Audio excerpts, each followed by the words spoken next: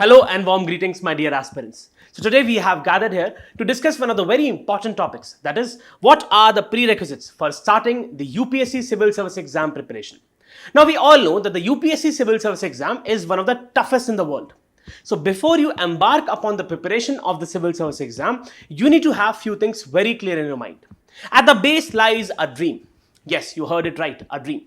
Whatever achievements people have had in the history, at the very root, at the very base lies a dream. Take the case of APJ Abdul Kalam or take the case of Amitabh Bachchan. All had a dream. So you also need to have a dream of qualifying the civil service examination and becoming a civil servant. And also, as they say, that a single dream is more powerful than 1,000 realities. The next question is why? Yes, you heard it right. Why? Why do you really want to prepare for this exam? Why do you want to become a civil servant? That reason has to be very clear.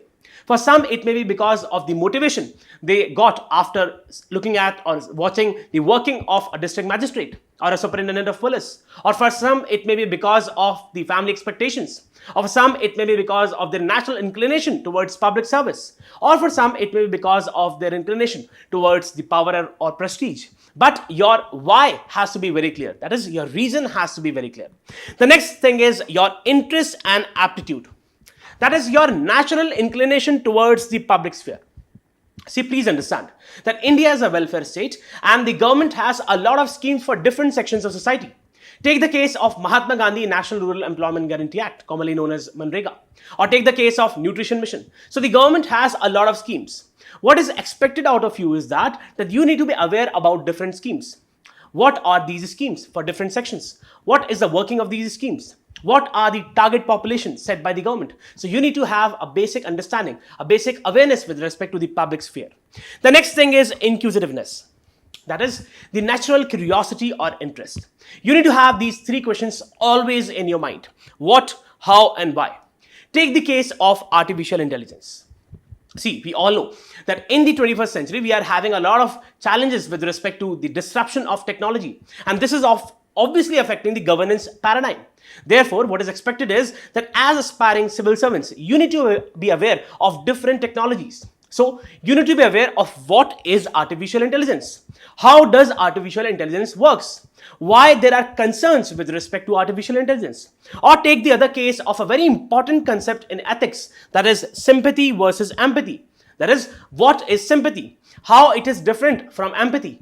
Or take the case of a very important concept of polity. That is, what is parliamentary democracy? How it is different from presidential democracy? And how is the executive accountable to the parliament in parliamentary democracy? So these questions should always be there in your mind. The next thing is reading habit. See, once you'll start the preparation of civil services, you'll have to read a lot. Starting from the very basics NCERT to the newspaper, to the standard books, you'll have to read a lot. And that would require a robust foundation with respect to your reading skills. So try to develop a good reading habit. Next thing is the importance of consistency and efforts. See, please understand that there are people who are ready to put up a lot of efforts. But what matters most in this exam is the consistency. Consistency is more important than putting up efforts. That is, your effort should be divided on an equal basis on a daily basis. That is, your effort should be on a daily basis in a persistent manner, right? And that would lead your conversion of this dream into reality. Next is self-confidence.